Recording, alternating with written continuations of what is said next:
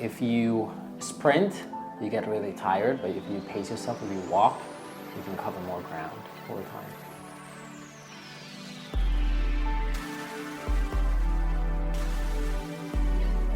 Welcome to Radically Loved Radio. I am your host, Rosie Acosta, yoga teacher and teacher trainer, mindfulness coach, speaker, and creative writer.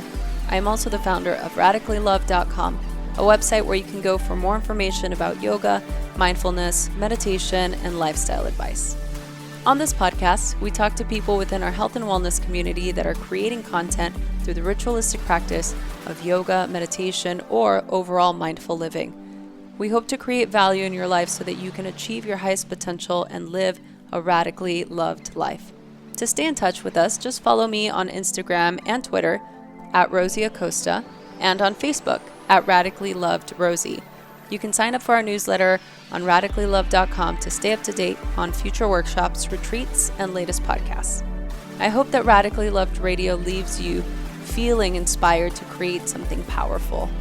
My teacher, Yoga Rupa Rod Stryker, says, if you powerfully believe in the value you have to offer the world, your love and passion for it will be an unstoppable force.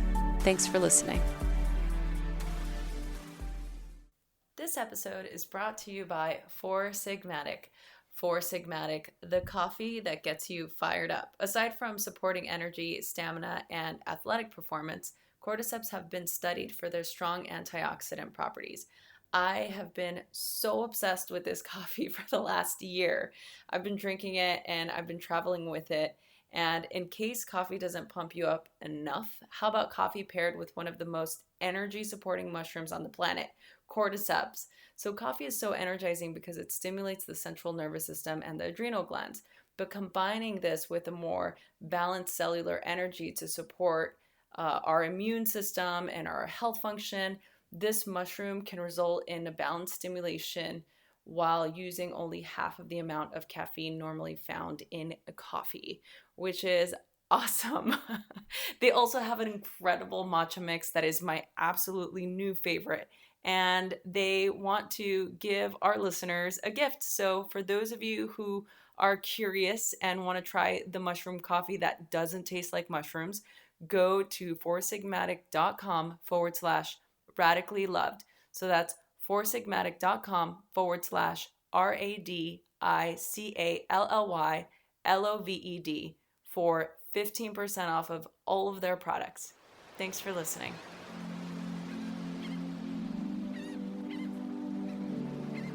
I haven't tried it yet. I'm trying a new product. Everyone, I'm recording now, so everyone's listening. We'll start by you trying Oh my goodness. a mushroom latte, Colden Latte, and it is only 1 gram of sugar, plant-based latte. It's just out hot water and it's done. It's easy to travel with, and it has turmeric, black pepper, shiitake, and tulsi. So it's like amazing for your liver and skin. It's a like edible, ingestible beauty regimen, which we all need a little bit in this polluted world, right? Yeah, it's true. I want to do a commercial for this because it's so delicious. It is pretty good, no? It is really good. But all the stuff's really good. I mean, you've done a really great job at formulating all of these products so that it doesn't taste like mushrooms. Well, I can tell you that you have to kiss a lot of frogs to find the princess. So not all recipes we've done, even we probably make sometimes dozens, if not hundreds, of formulations before we lock into one. And some of the things that we've launched were not great either. So I'm not saying they're all winners, but we work really hard for them. That's what I can guarantee is like really, really test out a lot of stuff. And I'm myself quite the guinea pig, so. Well, I want to hear about I love to hear stories of how people came up with their product or idea and stuff, but was there a pivotal moment where you thought, hey, mushrooms, this is what I want to do? Yeah, there wasn't like one. I feel like it's like marketers usually love to get, it's like, then I woke up and the apple fell on my head or something. But there's definitely been like few really big moments that have all like affected. I'm sure a lot of people listening can also relate to like a moment when you come to a crossing and you're like, should I go left or should I go right? And there's definitely been moments like that. But there's been multiple mushroom moments. So there's not been just one mushroom moment. There's been a lot of mushroom moments. But yeah, for the products, there's been definitely different variations. One with cordyceps. So I was running marathons and long distance runs. And I remember making a smoothie in one morning. And I got this cordyceps extract from God knows where, like sourcing it semi-illegally to Switzerland where I was living at that time. And then I put it in my smoothie. And I put it like a cow powder. So I put it like, 2 teaspoons. And you should put like, of the actual strong extract, you should put like a quarter of a teaspoon or half a teaspoon. I put 2. And I've never used crack cocaine, but what I assume being on crack cocaine feels like. And I do this morning run and I just crush it. I was like, what did I just have? And then I realized the power of cordyceps. That was definitely like from a functionality point of view. The second thing was just myself frustrating. I was ordering stuff. I was still not living in the US, and I was ordering stuff from like iHerb.com that allowed foreign shipments from products that were not illegal in Europe or something, like trying to get them across the border. Because in Europe, everything is more strict. Like a lot of stuff that is allowed in the US is not allowed in Europe. Sometimes for better, like GMO maybe. Yeah. Sometimes for worse, like certain like maca is not allowed in all countries and stuff, like odd stuff. So I would order these things and I would be opening capsules, and sometimes making my breakfast smoothie would take me like 20 minutes.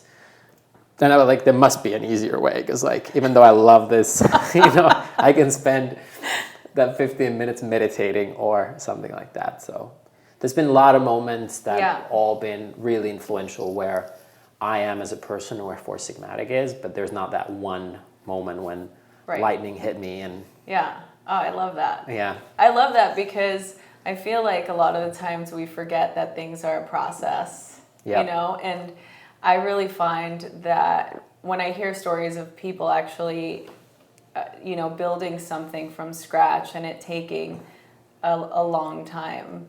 Yeah, it's definitely like right now I get a lot of my friends hitting me up because in the wellness community, Four Sigmatic has like now become a little bit bigger. Yeah. There's still long ways to go to get a wider population using mushrooms. But they're like, you guys are everywhere, you're totally blowing up. And people think it's like a new thing, and they don't know that just this company itself has been 5 years have been working, busting our ass off. Plus before that, basically our whole life. Yeah. So same would be yoga, or be it just being a great a son or a daughter or a mother or boyfriend, girlfriend, whatever it may be. It's not like it takes a long time to work on yourself and nurture whatever you're building, and it just doesn't happen overnight. So or at least for me, maybe there are people who can do it like much faster, but they literally took us like 5 years to get like what is considered like traction. And I thought we made dope products before that. We made dope products for years and years, but like people were not getting it. Like we had to really, like they didn't know what chaga is for. You know what I mean? Yeah, I mean that was that, and for me, just from an outsider's perspective, seeing the evolution of the company, because I've been a fan, we just talked before I started recording, but for a long time. And so it's the initial sort of thinking, oh, well, I don't really like to eat mushrooms. Am I really going to like this mushroom coffee? And for it to just be absolutely opposite of what I expected, and for the taste to be good, and for it to have all the health benefits, and to learn about all the immunity faculties of mushrooms was just really incredible for me anyway, because I had an aversion to them, truth be told. And I've never had I've never done any hallucinogenic drugs. So part of me is like, well, this is the way that I could be on shrooms. You're actually that's a very common story in a different ways. A lot of our biggest fans and customers, they really hated the concept at first. They were like, I don't like mushrooms. I don't like the taste of mushrooms. I don't do shrooms, as in like psychedelic mushrooms. Why would I care? And then, but when they feel it on their body and they're like, oh my God, this is not what I thought it would be, both from a flavor point of view, but also functionality. Yeah. Then they definitely get hooked up. But well, yeah. And the thing with to me, the caffeine was just a hard sort of thing in general, like with the coffee, you know. So I don't drink regular coffee. I just drink mushroom coffee because it's different. It's different, and it's obviously because of the mushrooms that I feel different, you know, from drinking regular coffee to this. But aside from the product being amazing, I want to just kind of go back a little bit. Sure. Can we give a shout out though to Mary Beth? Yes. For getting you oh my goodness. So MB, like Mary Beth was the first person who introduced me to mushroom coffee. Like I kept seeing her like she posted it on Facebook or somewhere, I can't remember. And we went out on a tea date, and then I was like, what's the deal with this mushroom coffee? Oh, I remember now the conversation. I think it was just after the holidays, and I was like, yeah, what's the deal with this mushroom? She's like, oh my goodness, it's so good, you know. And she did say, she's like, it's my friend's company, like you should try this, it's really. And then I'm like, yeah, I'll try it. She literally pulled out a packet from her bag and gave it to me, and I was like, oh my God. So then the minute I went home and I made it and I tried it, and it was like, I literally went online and I ordered some right then. Amazing. And then when I got the box, I, you know, tagged her in it and stuff. And now here we are years later, like, you know. So if you don't know, Mary Beth is a yoga teacher at Wanderlust as well. Wanderlust, among many other things. So follow her on Instagram. Yeah, Mary follow Beth her. And Jackie Carr, and her and Jackie Carr do Rock Your Bliss. They also have a podcast, which I've been on, and they're just two incredible women, and I love them both. So yes, great. Props where props are due. Yes. So going back to experimenting on yourself, we just talked about that too. So you get to be the beta tester for all your stuff. Yeah. Pretty much. What's that like? Alpha tester as well. Oh, right. I guess. Yeah, you're right. Before there was even a beta. How have you had any sort of weird experiences, like taking too much of something? Yeah, I definitely have overdosed on multiple things. Can you overdose? Well, mushrooms, not so much. Okay. But herbalism, yes. And I mean, mushrooms, like I drink a lot of chaga tea, and then if you drank like a gallon a day, you get basically diarrhea, which is a lovely topic for this podcast. Perfect. But there's other things I've overdosed, even including things that you couldn't overdose, like a CBD.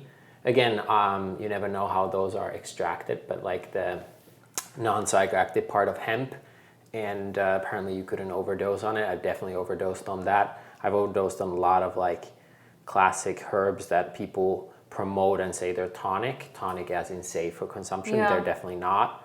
So I've had a couple rough days. Oh, no. Can you overdose on lion's mane?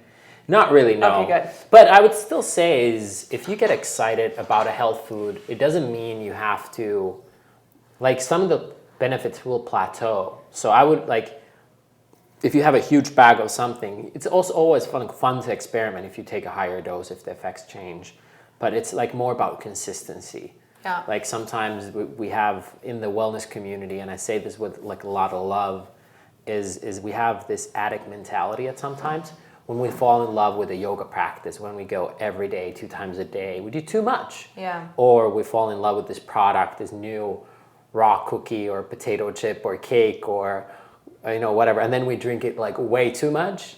Like that happens a lot, even with people who are very health conscious. They go overboard on a certain health practice, and then they go to infrared sauna every day for the 30 days in a row or something, whatever is the thing. So I would just say it's good to have polysaccharides from the fungi family, and using things like lion's mane or chaga reishi on a small amounts every day for an extended period of time. That's probably a smart way. You can, if you have exams, if you're busy period at work or something, you need to get extra boost, you can definitely double up, triple up. But the point is about compliance and consistency more than kind of like yoga. It's like, sure, you can do a hardcore class or hardcore practice, but like it's more about like every day or most days getting on the mat and doing something even smaller. Yeah. So you started this company from scratch, right? Yeah, you can't buy them at the grocery store, so you can't do-it-yourself kit. Yeah. But we have a great team, so definitely cannot take all the credit. Yeah.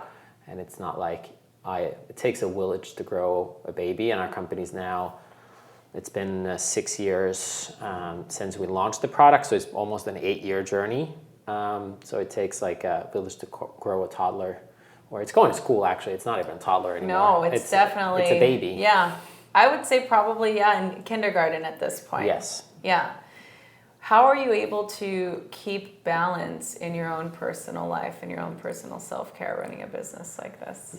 I think that's a very good question. I think even if you don't run a business, just in today's world, there's a lot of pressure to be this amazing person. Yeah. Like you have to be like, have a beautiful life on Instagram, and you have to be as successful professionally, and then you have to be in great shape, and you have to be this amazing friend and know many languages and follow every TV show, know what's happening at Game of Thrones. You have to know what's going on in Game of Thrones, but also follow the new show on Hulu or whatever, and see the movie of the Black Panther. Like there's a lot of pressure. Like you gotta, like if you haven't seen Black Panther, then you're really not a good person, you know?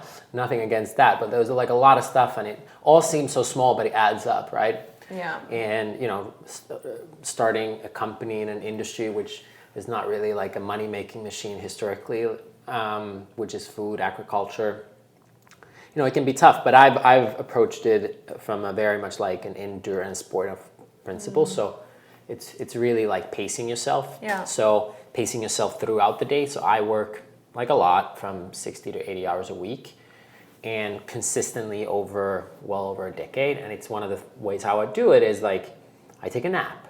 So like I go for a walk, like I take breaks between the day, and then I work every weekend. Pretty like last year I took like 1 or 2 days off, but it's also because like I will take my during the week time off to go for a hike or combine activities that I enjoy, having lunch with friends or with our team, or like enjoy combining activities and also finding breaks. So it's, if you sprint, you get really tired, but if you pace yourself, if you walk, you can cover more ground over time. Yeah.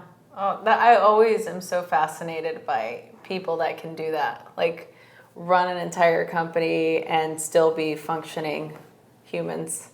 You know? I'm not sure if I'm a functioning human. Well, I guess I am, but you know. I love, so, and I know that this... Also, mushrooms help. Right? Healthy eating helps, just healthy lifestyle in general. Sleeping. Yeah, not stressing about stuff. Those are all, sleep is huge, so that's why napping is definitely one of my magic skills. Yeah. How long do you take naps for? I'm curious. 15 to 20 minutes. But That's it? I don't put an alarm. Oh my God, it takes me like an hour to fall asleep. How do you take a 20-minute nap? I fall asleep like immediately. Really? Like on the spot. If we're halfway through this podcast, you're gonna take it up. He's asleep. If you guys, it's quiet, it's just because Tero just fell asleep. No, I'll be good now. I have this Colden Latte to keep me up for a minute. Does it have? Zero caffeine. But turmeric, kind of as we're going on a little tangent, but if you allow me. I like it. Turmeric is actually like a hormetic stressor. So a lot of healthy foods actually give you stress. So same way as yoga practice or being exercise of any form is actually a form of stress, but it's like the good stress that will like wake up your body and then make you stronger. But for temporarily, it's actually a form of stress. So there's good stress, bad stress. The turmeric is actually like it annoys our body up just a little bit. Yeah. So the body will get stronger and lower inflammation and activates body's own ability to heal itself. You know, foods don't really heal you. Like, even though I love let food be thy medicine as a concept, it's not really the food that heals you. It's the food's ability to help your body support its own living functions. So, that's at least what I believe in. So. Wow. No, I love that, because a lot of the times people think, oh, I'm sick, I'm just going to have some spinach. Yeah. And they think that just eating greens is all of it. Yeah. But no. I also think that it's definitely a holistic approach. You know, what you're surrounded by, who you're surrounded by, the type of thoughts you're putting into your system, etc. Yeah, and I think we both can probably name few people who are in the health and wellness community who are really, really healthy, but they stress out a lot about it. Yeah. So obviously, like, they can sometimes be more sick, and they panic when they get a little bit of symptom or something, then they panic and it almost gets worse. and then they're in a deep spiral. So everything in moderation, including moderation. Oh, so good. That's the tweetable moment right there. Oh yeah, I can. I learned that when I lived in France, so I have to credit the French people for teaching me that. So do you think that traveling all over and living in different places helped you create the resilience that you have and the tenacity for doing what you're doing now? For sure, yeah.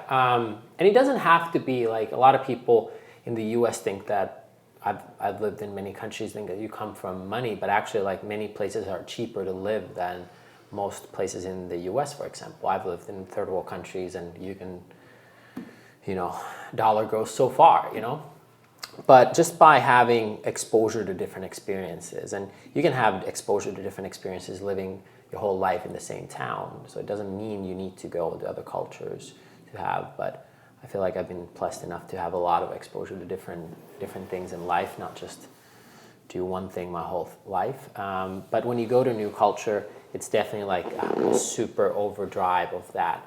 I'd say like a week abroad is like a month at home in learnings, or even more, because like you have to, like, especially if they don't speak your language, you have to really commit. Like you have to be more in the present, the nonverbal communication, the open-mindedness of different ways of doing things. You have to quickly figure out even basics. So what you think is normal, like getting food and getting yourself a cell phone service or whatever, it becomes an adventure of its own. So it's just a different kind of a challenge for just the fundamentals. So for me, it's been really helpful. Yeah, but I also find that people that grew up in Europe or in places where you were already exposed to different cultures and different languages, it really allows you to be more open-minded too, right? It's a little easier. I'm not saying it guarantees that you're open-minded if you come from Europe, or that if you come from a large country like the US, which is that you wouldn't be, but there's definitely more exposure to different languages, different cultures through TV, like pop culture. Just everything is so close, you can like almost like run or bike to another country with a different language. So yeah. Another thing that I wanted to ask you about, because I know that you just said it, you didn't come from money and you had to work for what you created in your life.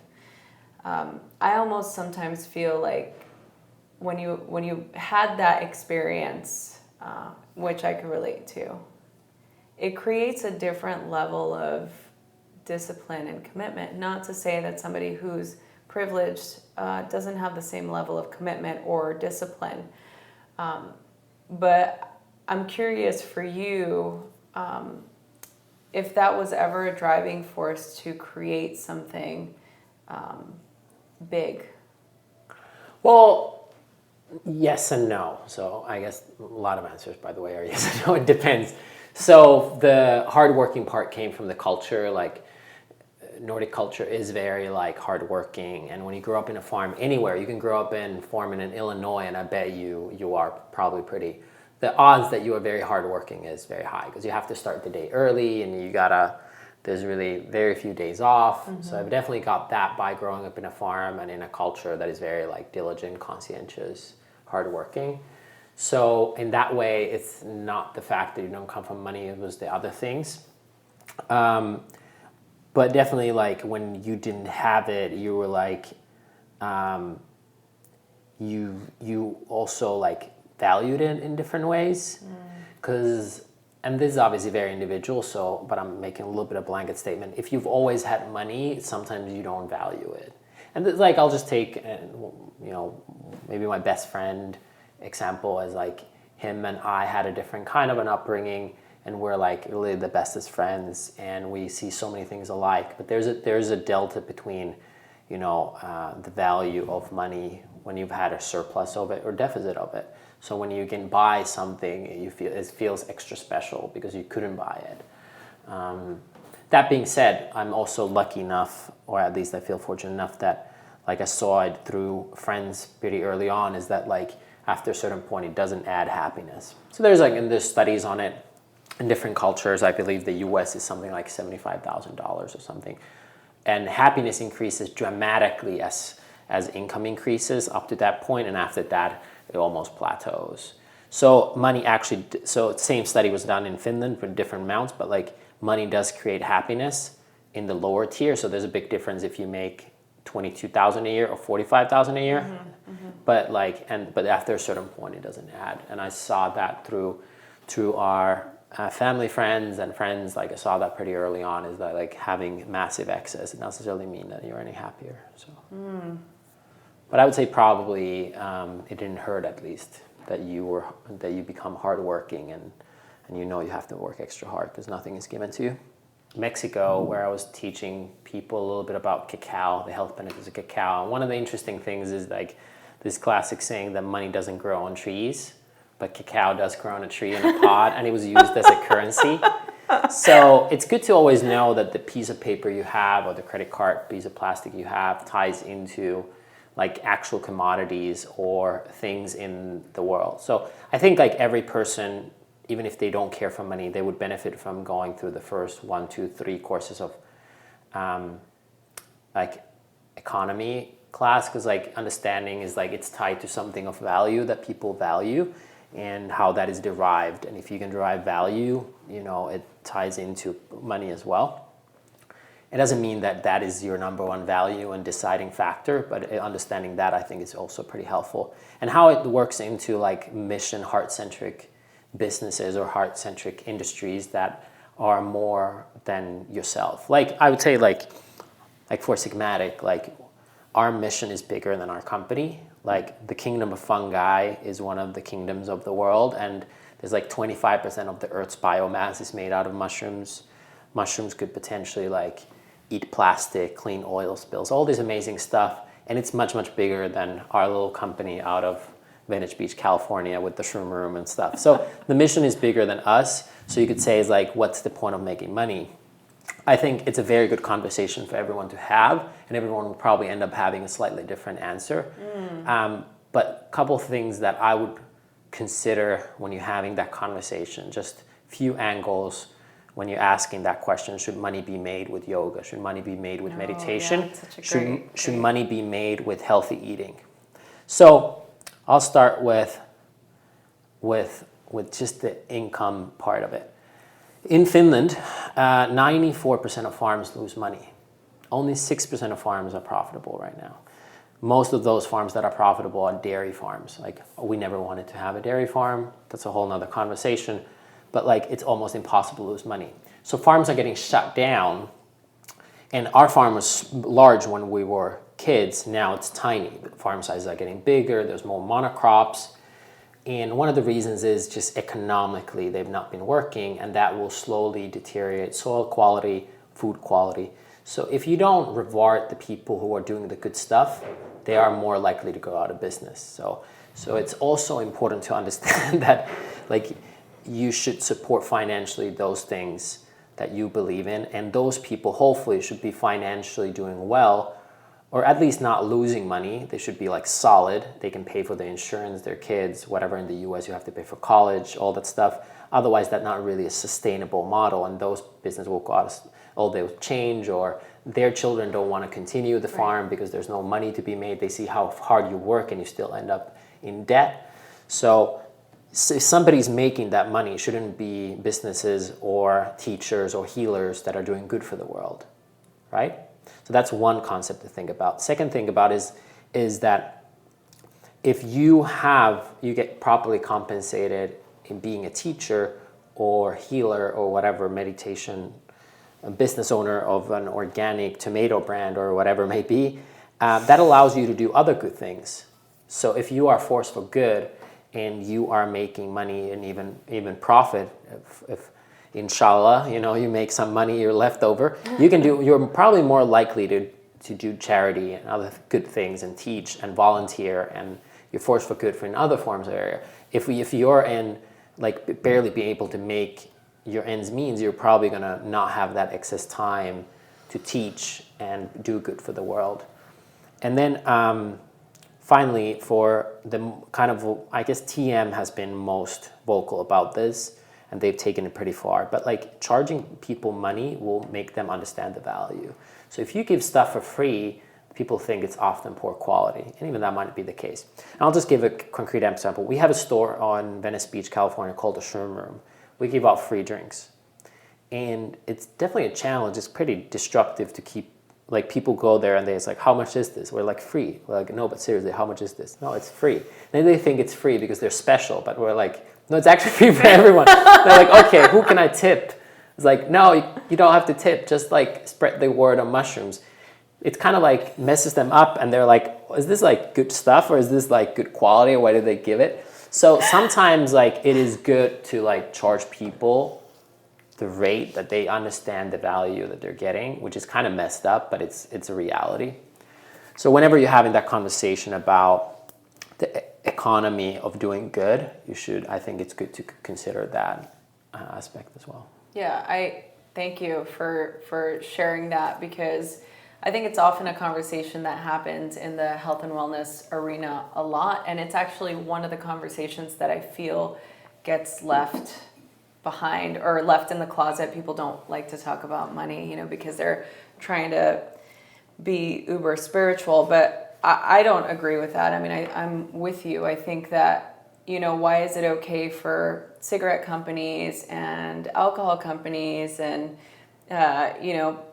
porn websites, like everybody else is fine charging money. Like, why does it? So, and also I think that's a great point. So we're doing a podcast, right? Podcast is, I guess it's been around for a long time, but it's really become big in the last few years. And it's a new form of media, but it's also like media that is not controlled by huge corporate interests, right? But like doing this like takes time, money, energy, sometimes production value, and listeners get it for free. So like, what's the model there? So it's like advertising, right?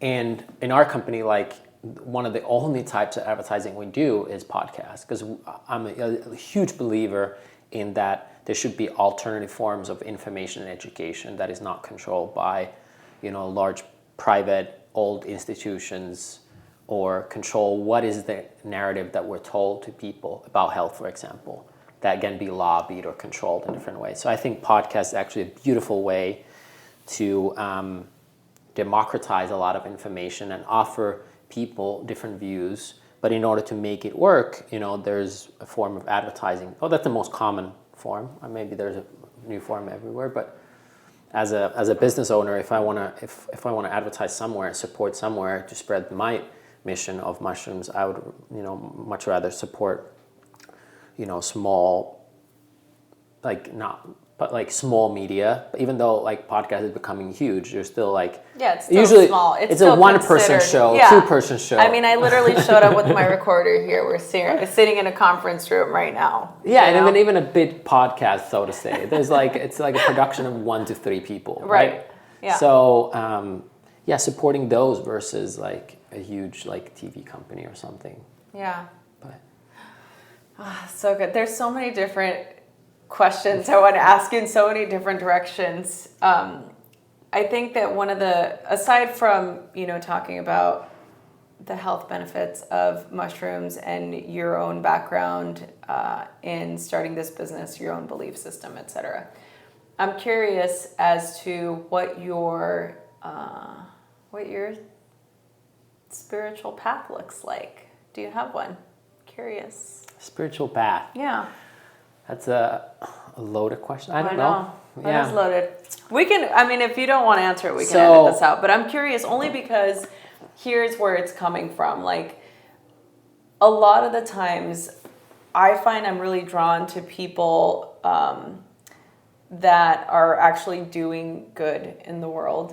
I'm not necessarily drawn to, things that are going to get the most listens.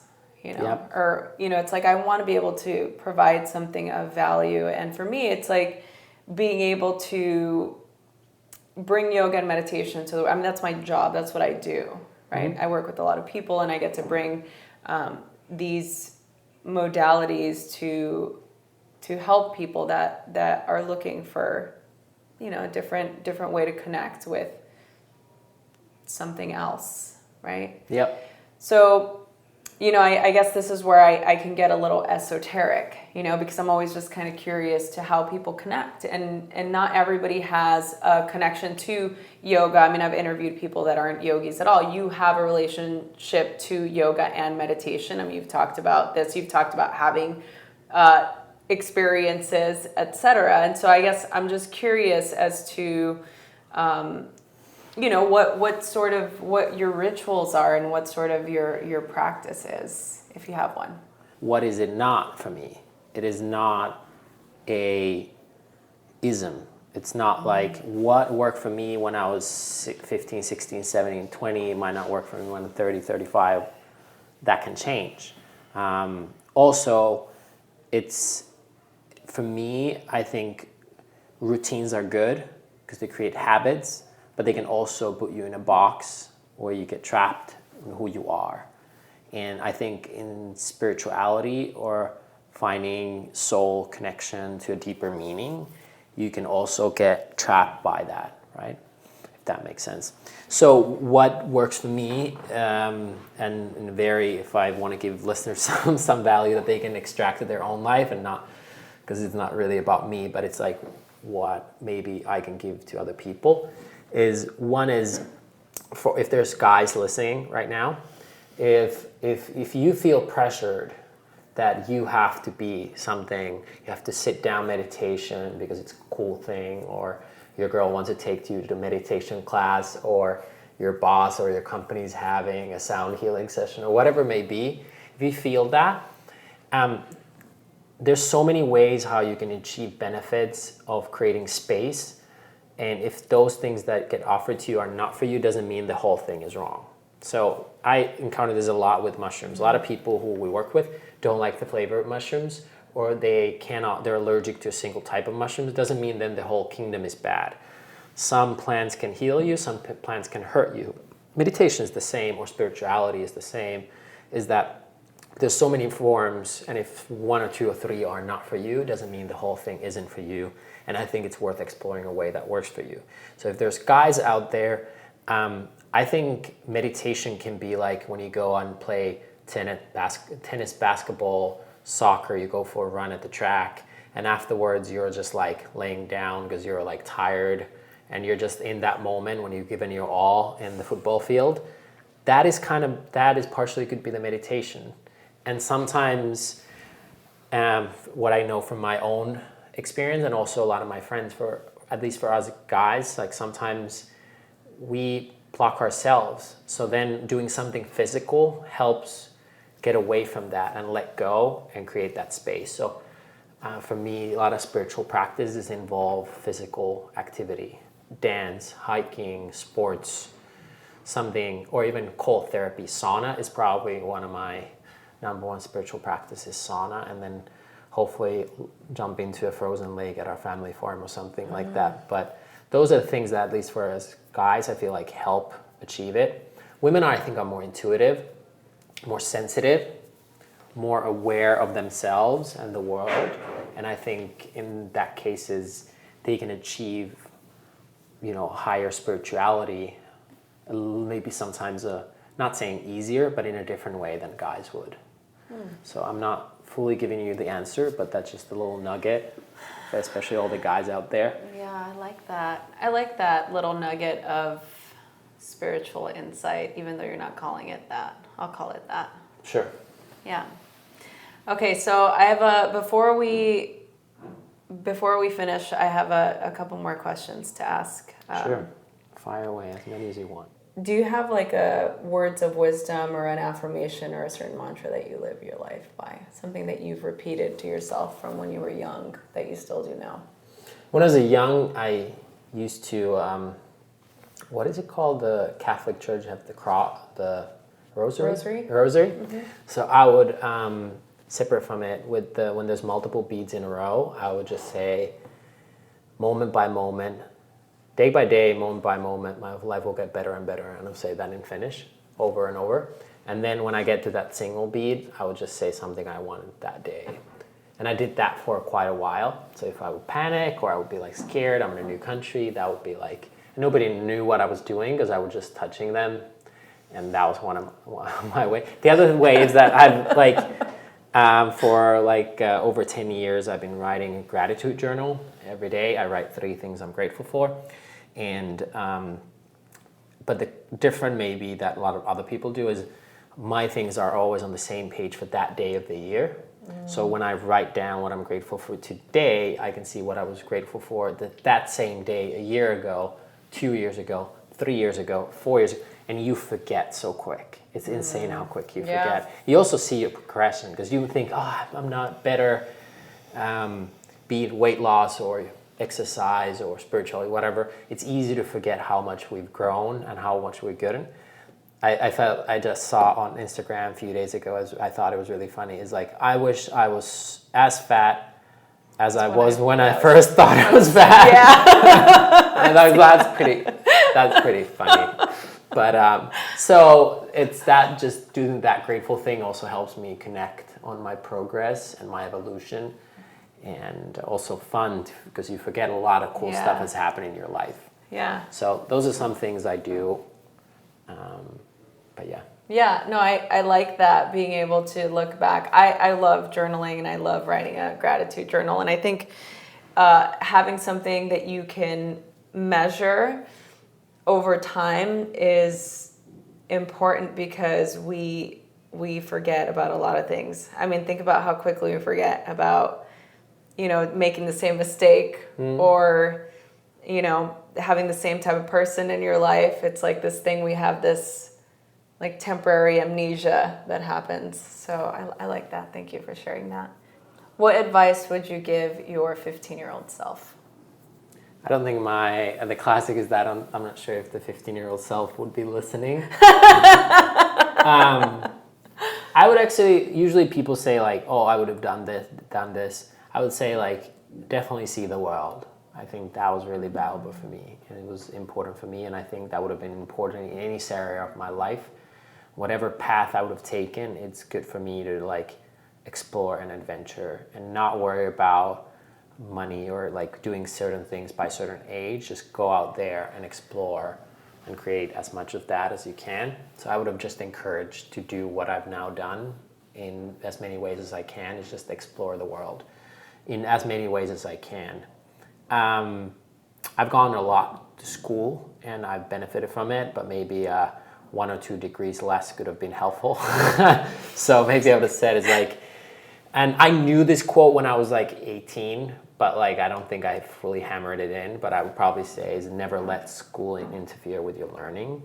And I think a couple times in my life I let too much schooling interfere with my learning. Not to say that I'm against formal education, but for me, I would have probably benefited from slightly less. Yeah. What would your 95? Also, get over yourself. I think just generally, like that would have, just as a man, is like, it's not about you for sure. As a 15-year-old, I think I would have benefited from that one. That's good. Get over yourself. That's a good quote. What would your 95-year-old self tell you now? I don't know. Be kind to your knees. I don't know. Probably a lot of the same stuff. Like, keep your heart open, keep exploring, and I think hopefully my 125-year-old self will say that to my 95-year-old self. It's like, just keep partying, just keep doing it. Just keep going as hard as you can. Yeah, but save those knees. Save those knees. Keep the knees healthy. Yeah. What is it that you would like to contribute to the world? Well, to the point of get over yourself, it's not really about me. And I think that's one of the biggest problems we have in the world in general, is that we are really much focusing on ourselves over our community, and we're focusing on our city over our country, and our country over the world, and even speciesism, where we think that we're just somehow an amazing species and all the other species matter less, or that certain species are more sacred, like cats and dogs are more sacred, but we can kill flies, and like alligators are like, anyways, it's funny, and I'm guilty of that as anyone else, but it's just funny sometimes to think about that. So what I contribute to the world doesn't really matter. It's like I want it to matter because it's like me and it's like, oh, I'm important, I'm special. But at the end of the day, it doesn't really matter. I always butcher this quote, and I'm going to butcher it again, but Gandhi said something along the lines, paraphrasing totally here, but like, the things you do will not matter, but you should do them anyway. And that's kind of the principle I try to live by, is like, I try to make a difference in the world, but probably the most likely I will not. Like, it's pretty arrogant to say that you're going to save the world or save the planet or whatever. But still, you want to do good things towards that. So at least you hopefully be net positive, not net negative, or at least neutral. Mm-hmm. But yeah, I don't think probably realistically I'm going to change the world. And then I think there's a lot of hope and positivity in that one. I do too. I really, I actually really revere your response. So thank you for that. I think one of my last questions is really about, it's about connection and the importance of having a community and having the right people around. Having a tribe, right? Having a community. One of my favorite quotes is it's an African proverb that says, if you want to go fast, go alone. If you want to go far, go together. And so in your life, how important is it, or a better question is, how do you think we can improve our connection with our community? Yeah, I would. By the way, that's a great proverb, and I think definitely like a lot of the value, if not all the value of your life, is created with or through other people. So it could be even the total value, but at least a large majority of that.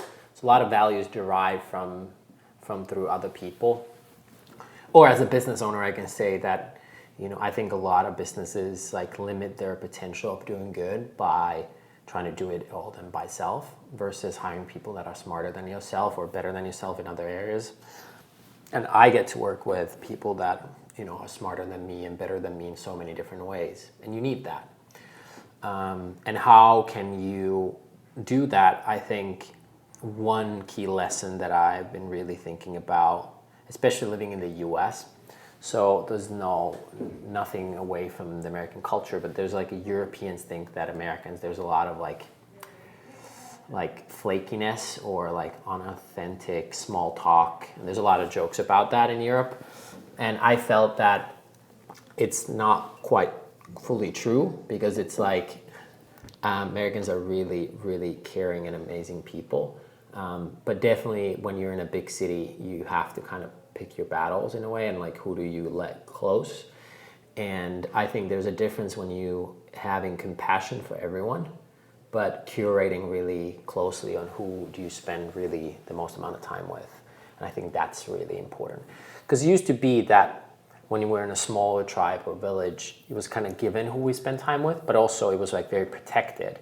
You couldn't do bad because the community would like almost like community or family would curate it. But in today's world where we can go anywhere, anytime, and it's so fluid and you're connected to everyone, but you're not connected to anyone, that whole world, it's like you have to take ownership and responsibility of keeping those boundaries. Because like in today's world, if you don't do that, nobody will do that in most cases. There's obviously countries and places where that traditional model still exists, but for us, through social media and living in a big city, you definitely have so many options that it can get overwhelming. So trying having compassion for everyone, but curating very closely who are those people, and then, really protecting those people, and they will hopefully also protect yourself. That's a great answer. Thank you. You're welcome. Not that I guess if it wasn't a good answer, I would probably tell you it wasn't a good answer. What's your favorite word? Favorite word? Doesn't have to be in English, by the way. Oh, there's a lot of great words, like random words, like I like in Spanish, murciélago. I just think it's a beautiful word, even though like you know what bat. it means, right? Yeah, It's a bat. Yeah, I just think it's a beautiful word. Anyway, one word in English that I like is wheelies. Somebody asked me, like one of my they ask what's the purpose of life, and I say purpose of life is wheelies.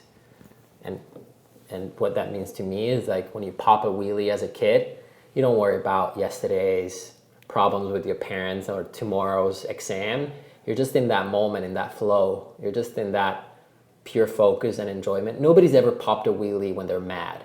You only pop a wheelie when you're happy. So true. Like so true. it's that pure bliss and living in the moment. It captures the essence.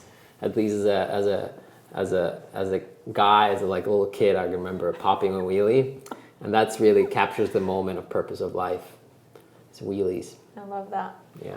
What's your least favorite word? I guess there's a lot now. Like it just goes in maybe in waves that certain words really annoy me for a short.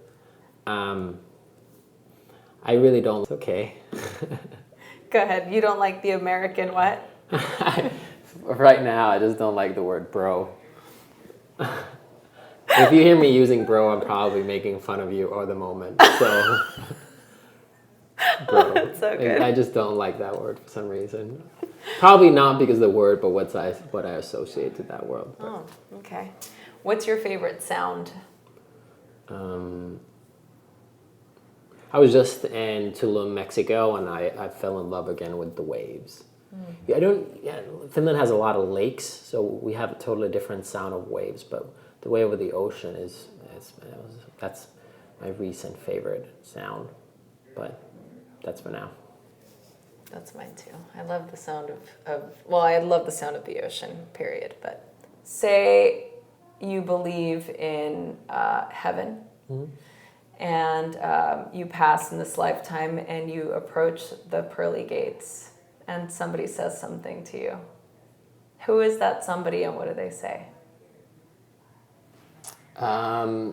Great question. Never thought about it, so not guaranteeing disclaimer that this answer is that great. But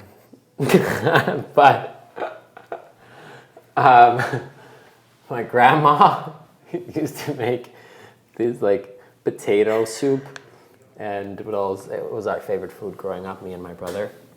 As you can see my grandma there calling that the potato soup is ready. Oh. But that's the first thing that came to mind. Yeah.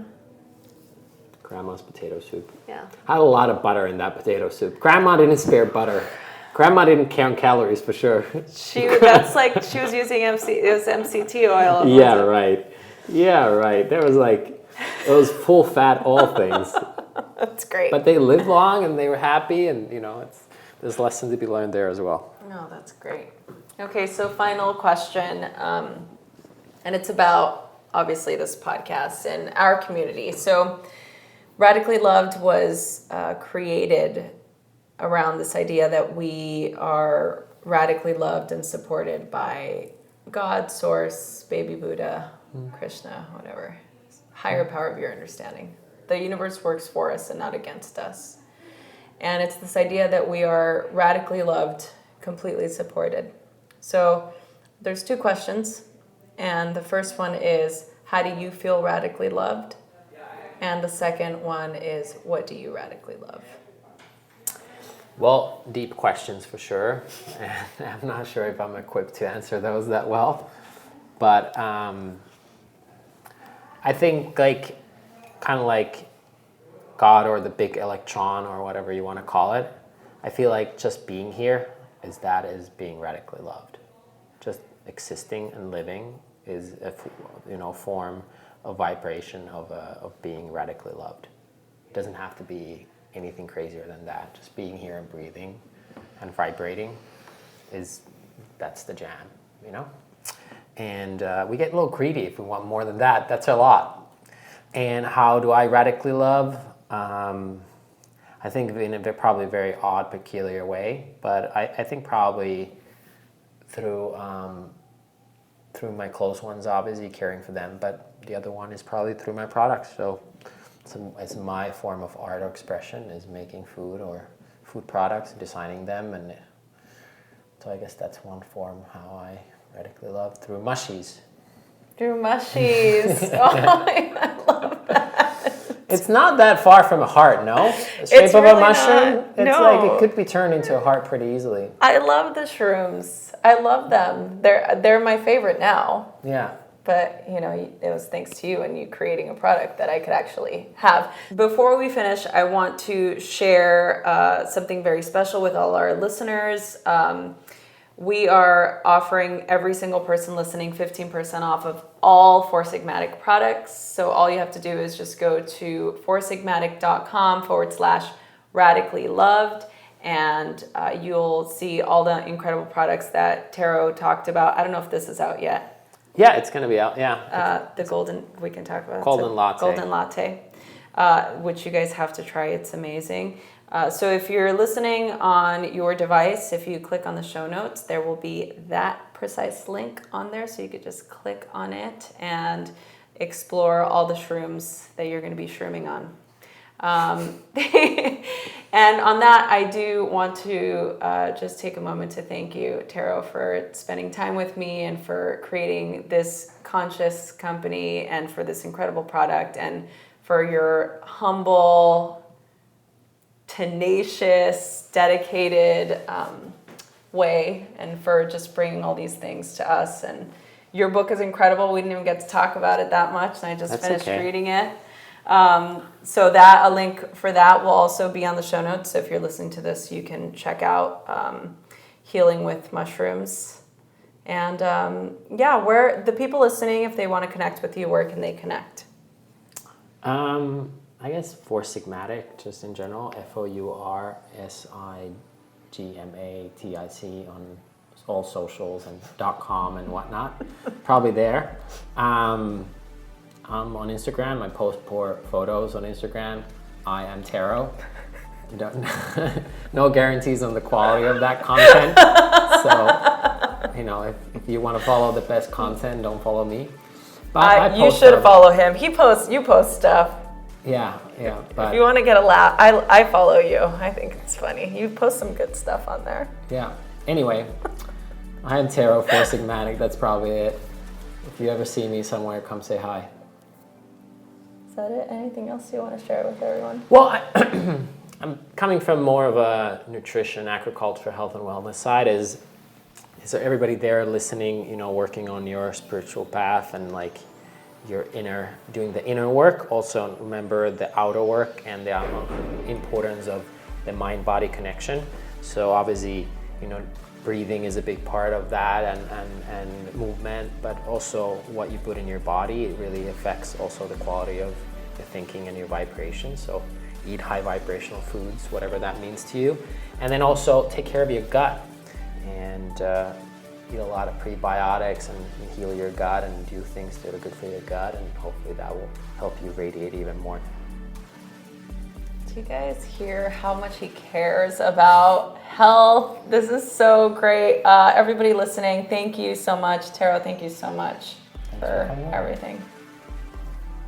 Hey everyone, I hope you enjoyed this episode. I am so excited to continue to do this. Please share this with your friends.